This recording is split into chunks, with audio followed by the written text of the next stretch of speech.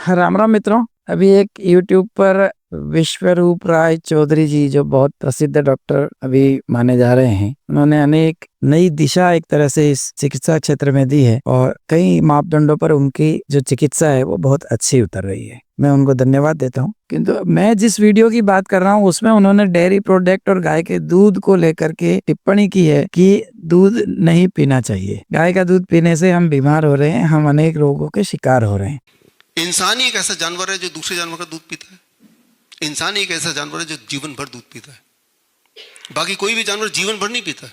मेरा निवेदन है डॉक्टर साहब, मनुष्य एकमात्र ऐसा जानवर है जो अपना भोजन पकाकर खाता है, कोई भी नहीं खाता। ऐसी अनेक चीजें। मनुष्य एकमात्र ऐसा जानवर है जो कपड़े पहनता है। मनुष्य एकमात्र ऐसा जानवर है जिसने अनेक परंपराएं विकसित की है। मनुष्य एकमात्र ऐसा जानवर है जो अपनी पीढ़ियों पर ध्यान रखता है, अपने माता पिता की सेवा करता है, अपने बच्चों का बड़े होने तक पालन करता है। जानवरों में हमें अनेक अंतर है और मूल रूप से मुख्य अंतर है कि मनुष्य को भगवान ने विवेक दिया है, बुद्धि दी है। इसके आधार पर संसार की समस्त चीजों को अपने अनुकूल करके और उनका उपभोग करता है। तो यह तर्क तो यहाँ नहीं चलेगा कि वह दूसरे जानवर का दूध पीता है और सारी उम्र पीता है। मनुष्य एकमात्र ऐसा भी जानवर है जो शाकाहारी भी है और मांसाहारी भी। तो इस तरह की अनेक अंतर मनुष्य में और बाकी जीवों में है। तो इस तर्क के आधार पर किसी भी गाय के दूध को हम गलत ठहरा दें, ये ठीक नहीं लगता। दूसरा विषय उन्होंने कहा था कि गाय पे दूध आता है गाय के बछड़े के लिए, वो उसके लिए उपयुक्त है। तो मेरा विनम्र निवेदन उनसे है कि उन्होंने कभी गाय नहीं पाली होगी। मैं 8 वर्षों से गोपालन कर रहा हूँ। हमारे यहाँ सदियों से गोपालन होता आया है। हमारे तो आराध्य भगवान श्री कृष्ण ने भी गोपालन किया और गाय का दूध और मक्खन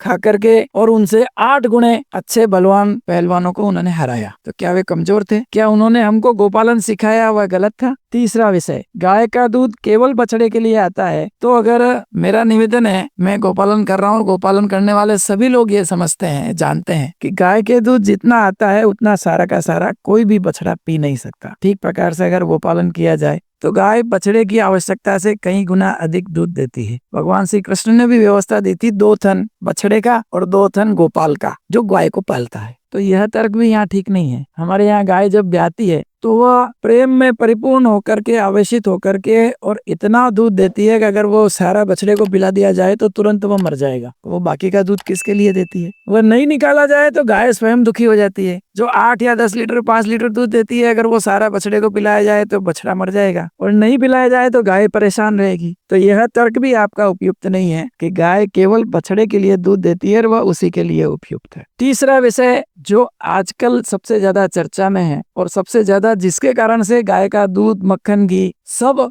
बदनाम हो रहे हैं, वह है डेयरी प्रोडक्ट। तो कृपा करके डेयरी का दूध और गाय का दूध दोनों में पर्याप्त अंतर है, इसको समझने की आवश्यकता है। अगर वे डेयरी प्रोडक्ट पे ऐसा बोलते तो मैं उनसे सहमत होता। हमारे यहाँ गाय के दूध को जैसा निकलता है तुरंत वैसा पीने का कहा गया है। अगर वैसा पिया गया तो वह अमृत है, वह परिपूर्ण आहार भी है। मैं अपने देश के अनेक ऐसे लोगों को जानता हूँ जो पिछले 15 से 20 वर्षों से केवल गाय का दूध पी करके स्वस्थ हैं, ऊर्जावान है। मैं अन्न खाता हूँ, अनेक फल खाता हूँ, ड्राई फ्रूट खाता हूँ, उससे अधिक ऊर्जा मैं उनमें अनुभव करता हूँ। तो अगर गाय का दूध पीने से बीमार होते या हमें बीमारियां आती तो वो तो केवल गाय का दूध पी रहे हैं। ऐसे अनेक व्यक्तियों को मैं जानता हूँ, उनको तो कभी का मर जाना चाहिए। वे मेरे से अधिक ऊर्जावान है, यह मैं दावा करता हूँ। दूसरी बात है डेयरी प्रोडक्ट। तो गाय के दूध को पास्चराइज करना, उसमें कुछ मिलाना, उसमें से कुछ घटाना, फिर उसको पास्चराइज करके थैली में पैक करके चौथे दिन किसी घर में पहुंचाना, और उस दूध को